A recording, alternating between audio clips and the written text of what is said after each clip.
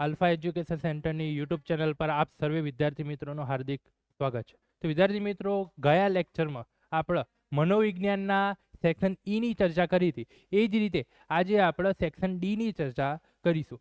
દ્વિતીય પરીક્ષા જે તમારી આવવાની છે, બરાબર. ઘણા બધા વિદ્યાર્થી મિત્રોની ડિમાન્ડ હતી કે સર આપણે સ્ટેટ 12 એટલે કે ધોરણ 12માં જે કહેવાય આર્ટ્સ માટે કંઈક વિડીયો લાવો, એટલા માટે આપણે આગળ સેક્શન ઈની ચર્ચા કરી હતી. એ જ રીતે હાલ આપણે સેક્શન ડીના વેરી મોસ્ટ ટાઈમપી પ્રશ્નોની ચર્ચા કરીશું, જે તમારી જે કહેવાય દ્વિતીય પરીક્ષા માટે સરસ મજાનું પૂછાઈ શકે, બરાબર.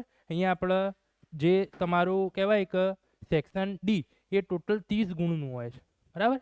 આપણે અહીંયા થોડી બેનરમાં છે ભૂલ, પણ તમારો માર્ક્સ કેટલા? 30 ગુણ. તો આ 30 ગુણ તમારા જાય ના, તમારા 30 ગુણ ફાઇનલી આવી જાય, ડીના 30 ગુણ, બરાબર. એટલા માટે તમારે આ વિડીયોને છેલ્લા સુધી જોવાનો છે. જે પ્રશ્નો હું લખાવું છું એ તમારે નોટ ડાઉન કરી અને કમ્પલસરી બધાએ જે પણ પ્રશ્નો હોય તૈયાર કરી અને જવાનું રહેશે. જો વિદ્યાર્થી મિત્રો, સેક્શન ડીના આપણે જોતા પહેલાં આગળ જે સેશનમાં આપણે જોયું હતું, જે કહેવાય કે સેક્શન ઈના વેરી મોસ્ટ ટાઈમપી પ્રશ્નો. હવે સેક્શન ઈના જે વેરી મોસ્ટ ટાઈમપી હતા 5 ગુણના, એમાંથી ઘણા બધા પ્રશ્નો 3 માર્ક્સના બને. એટલે કે એક તીર દો નિશાન જેવું છે, બરાબર. એક તીર દો નિશાન કયા કયા પ્રશ્નોમાં થશે, જે તમારા ઓલરેડી સેક્શન ઈના લેક્ચરમાં આવી ગયા છે. એ આપણે પ્રશ્નોની નોટ ડાઉન કરી. તો પહેલો પ્રશ્ન તમારો છે કે પ્રત્યક્ષીકરણ સંગઠનના જે નિયમો છે,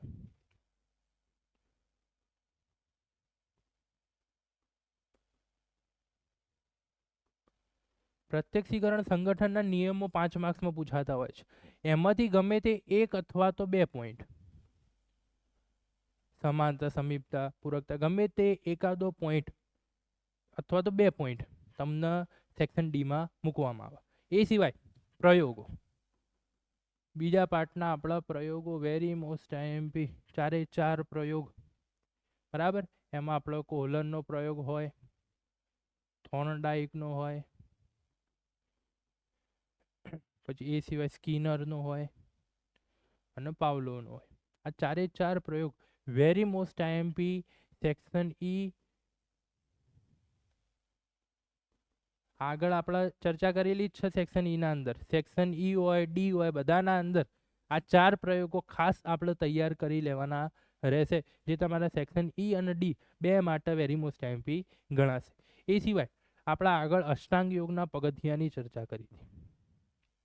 અષ્ટાંગ યોગના પગથિયા. હવે અષ્ટાંગ યોગના પગથિયાવાળો પ્રશ્ન 5 માર્ક્સમાં પૂછાય, પણ એ સિવાય ધારો કે યમ અને નિયમ, અષ્ટાંગ યોગના પગથિયા જણાવી, યમ અને નિયમની માહિતી આપો, અથવા તો યમ નિયમ વિશે ટૂંકમાં સમજાવો.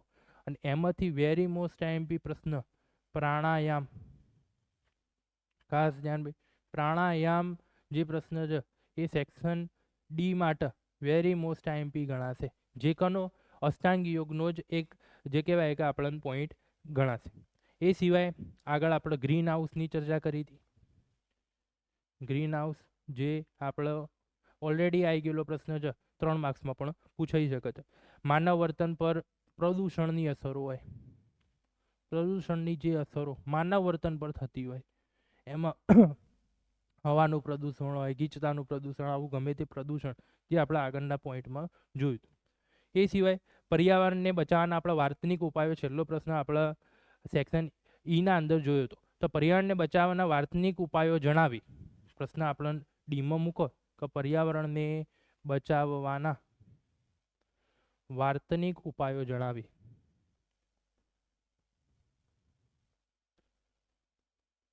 ગમે તે એક પોઈન્ટ, ધારો કે આપણે પોઈન્ટ લખીએ કે સ્વૈચ્છિક સાદગી વિશે સમજાવો.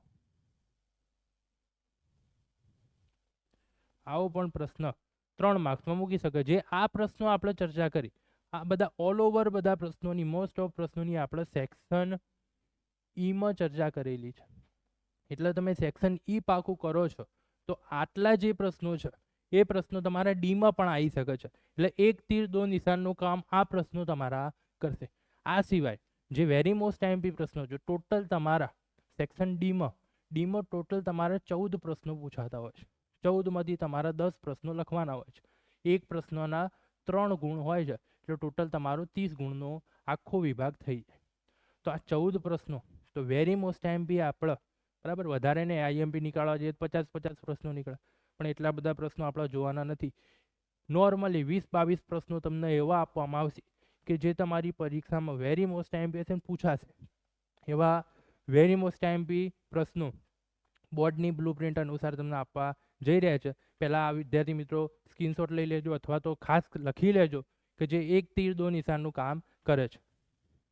જો તો વિદ્યાર્થી મિત્રો સેક્શન ડીના અંદર વેરી મોસ્ટ આઈએમપી પ્રશ્નો કે જે તમારી પરીક્ષામાં પૂછાવાની સૌથી વધુ શક્યતા હોય બરાબર, એવા જે કહેવાય કે આપણે 14 પ્રશ્નો ટોટલ પૂછાતા હોય છે. આપણે 20-22 પ્રશ્નોની ચર્ચા કરીશું કે જે તમારી પરીક્ષામાં પૂછાય એવા હોય. તમારે શું કરવાનું, પહેલાં આ પ્રશ્નો તૈયાર કરી દેવા. બીજા અન્ય જે પણ પ્રશ્નો તમને લાગતા હોય એમપી એ પછી તે પણ પહેલાં આ પ્રશ્નોને ન્યાય આપવાનો રહેશે. તો આપણે જોઈએ પહેલો પ્રશ્ન, શ્રવણ સંવેદનની વિગતવાર સમજૂતી. વેરી મોસ્ટ આઈએમપી પ્રશ્ન ચેપ્ટર 1માંથી 3 ગુણનો જે પ્રશ્ન પૂછાતો હોય એમાં વેરી મોસ્ટ આઈએમપી પ્રશ્ન કહેવાય તો શ્રવણ સંવેદનની સમજૂતી વિશે પૂછાતું હોય છે. તો બીજો પ્રશ્ન, ઊંડાઈના એક નેત્રીય સંકેતન કોઈ પણ બેની સમજૂતી ઘણીવાર પૂછાતી હોય છે. ઊંડાઈનો એક નેત્રીય સંકેત, શ્રવણ સંવેદન એ બંને ઓપોઝિટ પ્રશ્નો છે. કાં તો શ્રવણ સંવેદન પૂછાય કાં તો ઊંડાઈના એક નેત્રીય સંકેતો પૂછાતા હોય. પ્રબલનના પ્રકાર ઉદાહરણ આપી સમજાવો. પ્રશિષ્ટ અભિસંધાનના મૂળભૂત ખ્યાલો. પ્રશિષ્ટ અભિસંધાનના મૂળભૂત ખ્યાલોનો પ્રશ્ન પરીક્ષામાં આવવાની સંભાવના સૌથી વધુ છે. 7 સ્ટાર ક્વેશ્ચન કહેવાય એવું ક્વેશ્ચન છે. પ્રશિષ્ટ અભિસંધાનના મૂળભૂત ખ્યાલોમાં તમારા વિભાગ એ થી માંડીને વિભાગ એ, બી, સી, ડી બરાબર આ બધા વિભાગમાં પ્રશિષ્ટ અભિસંધાનના ખ્યાલોનો કોઈ પણ 1 માર્ક્સનો, 2 માર્ક્સનો, 3 માર્ક્સનો ગમે તે ક્વેશ્ચન પૂછાતું હોય છે. પ્રબલનની વ્યાખ્યા પૂછાય, ઉદ્દીપક ભેદબોધન પૂછાય બરાબર, અનઅભિસંધિત ઉદ્દીપક, અનઅભિસંધિત પ્રતિક્રિયા, આવો ગમે તે પ્રશિષ્ટ અભિસંધાનના મૂળભૂત ખ્યાલો જણાવી અનઅભિસંધિત ઉદ્દીપક, અનઅભિસંધિત પ્રતિક્રિયા જણાવો. એવા ઘણા બધા પ્રશ્નો તમારા આ જે તે પોઈન્ટ ઉપરથી આવતા હોય છે. એટલે ખાસ આપણે પ્રશિષ્ટ અભિસંધાનના મૂળભૂત ખ્યાલો તૈયાર કરી દેવાના રહેશે. બીજો, શિક્ષણમાં મુખ્યત્વે કઈ 3 બાબતો અનિવાર્ય છે? માનસિક વય કઈ રીતે ગણવામાં આવે છે? વારંવાર પરીક્ષામાં પૂછાતું હોય છે. આઈએમપી ક્વેશ્ચન આપણે કરી દઈએ. મનોવલણ જન્મજાત નથી પરંતુ કેવા સંપાદિત છે, સમજાવો. લેજારસે આપેલ મૂલ્યાંકનના તબક્કા. આવા પ્રશ્નો પણ ઘણીવાર પૂછાતા હોય છે. લેજારસે આપેલો હોય બ્રોનફ્રેડ બેરનોનું પર્યાવરણ અંગેનું પ્રતિમાન છે બરાબર. આગળ આપણે જે તે પ્રશ્નો ચર્ચા કરીશું એમાં જોઈશું. મનોવલણ જન્મજાત નથી સંપાદિત છે. મનોભાર ઉદ્ભવ સ્થાન, મનોભારના જે ઉદ્ભવ સ્થાનો છે એમાં ગમે તે 1-2ની પણ ચર્ચા કરવાની કે બરાબર, અથવા મનોભારના ઉદ્ગમ સ્થાનો સમજાવો એવો પણ પ્રશ્ન પૂછાતો હોય છે. મનોશારીરિક રોગો તરીકે ડાયાબિટીસ. મનોશારીરિક રોગો વેરી મોસ્ટ આઈએમપી પ્રશ્ન ડાયાબિટીસનો તમારી દ્વિતીય પરીક્ષા માટે જે પ્રશ્નો આજે આપણે ચલાવીએ છીએ બરાબર, આ સેશન તમારું ફૂલ્લી બાકાજીકી સેશન છે બરાબર. જે પ્રશ્નોની આપણે આજે ચર્ચા કરીએ છીએ તમારી પરીક્ષામાં આવવાની જે સૌથી વધુ સંભાવના હોય એવા પ્રશ્નો આપણે અહીંયા મૂકેલા છે. જો એમાં ચેતન મન, અચેતન મનની સમજૂતી, ઘણીવાર ચેતન મન, અચેતન મનની સમજૂતીનો પ્રશ્ન, સ્વપ્ન વિશ્લેષણ, જેટલા પણ પ્રશ્નો છે બધા વેરી મોસ્ટ આઈએમપી છે. એકવાર નોટ ડાઉન કરી લો અથવા તો આપણે સ્ક્રીનશોટ લઈ લઈએ. જો તો વિદ્યાર્થી મિત્રો આગળના થોડા ઘણા પ્રશ્નો હવે જોઈ લઈએ. સેક્શન ડીનો આજે આપણે જે પણ પ્રશ્નોની ચર્ચા કરીએ છીએ બરાબર, એમાં હવે આગળનું આપણો ક્વેશ્ચન જોઈએ. તો એમાં પહેલો પ્રશ્ન છે અનુકરણાત્મક શિક્ષણ ઉદાહરણ આપી સમજાવો. ઘણીવાર આવો પ્રશ્ન પૂછાતો હોય છે. મનોદુર્બળતાના પ્રકારો. મનોવલણ જૂથ વ્યાપી હોય છે બરાબર. આઈએમપી પ્રશ્ન કરજો આના બરાબર, પરીક્ષામાં પૂછાવાની સંભાવના વધુ છે. મનોવલણ ઘડતર પર અસર કરતા પરિબળો.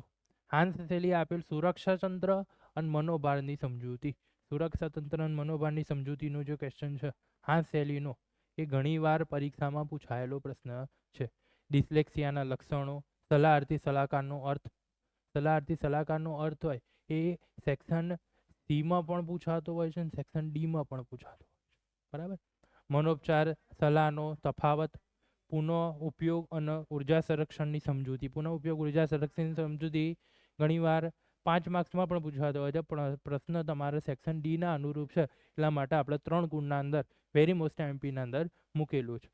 વ્યવસ્થાપકોના મૂળભૂત કાર્યો, વિધાયક મનોવિજ્ઞાનના ધ્યેયો અને છેલ્લો કે લગ્ન અને સુખ અને લગ્નના ફાયદાઓ, બરાબર. આ જે પણ પ્રશ્નો આજે આપણે ચલાયા છે, એકદમ ઓછા પ્રશ્નો આજે આપ્યા છે, બરાબર. 14 પ્રશ્નો પૂછાતા હોય છે અને આપણે થોડા ઘણા આગળ 7-8 પ્રશ્નો એક્સ્ટ્રા આપેલા છે, બરાબર.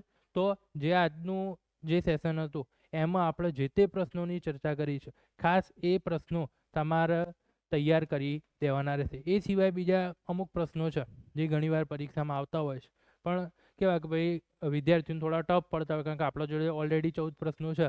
તો ઘણા તમે ઓપ્શનલી કાઢો છો, તેમાં વ્યૂહાત્મક આકૃતિ એટલે શું હોય, બુદ્ધિ અંગેનો સામાન્ય સંભવિતતાનો આલેખની સમજૂતી છે, સ્ટનબર્ગનો જે ત્રિપુટીનો સિદ્ધાંત છે એના અમુક કોન્સેપ્ટ પૂછેલા હોય, પછી અનિવાર્ય વિચાર દબાણ, અનિવાર્ય ક્રિયા દબાણ છે, કર્ટ લેવિનનું પર્યાવરણ અંગેનું પ્રતિમાન, જેમ આગળ આપણે ચર્ચા કરી, બ્રેનરનું પર્યાવરણ અંગેનું પ્રતિમાન. આવા પ્રતિમાન વિશેના જે પ્રશ્નો છે એ ઘણીવાર પરીક્ષાના અંદર આવતા હોય છે, પણ એ સિવાય તમે આ પ્રશ્નો ઉપર જે તે ધ્યાન આપી અને તૈયારી કરી શકો છો. તો વિદ્યાર્થી મિત્રો, આજે આપણે લેક્ચર અહીંયા સુધી રાખીએ છીએ. તો જે પણ વિદ્યાર્થી મિત્રોએ હજી સુધી ચેનલને સબસ્ક્રાઈબ ના કરી હોય તો ખાસ ચેનલને સબસ્ક્રાઈબ કરી દેજો. આવા જ અગત્યના વેરી મોસ્ટ એમપી પ્રશ્નો તમારે જોતા હોય તો ખાસ આજે હાલ આપણે જે તે ચેનલ આપણે સબસ્ક્રાઈબ કરવાની રહેશે.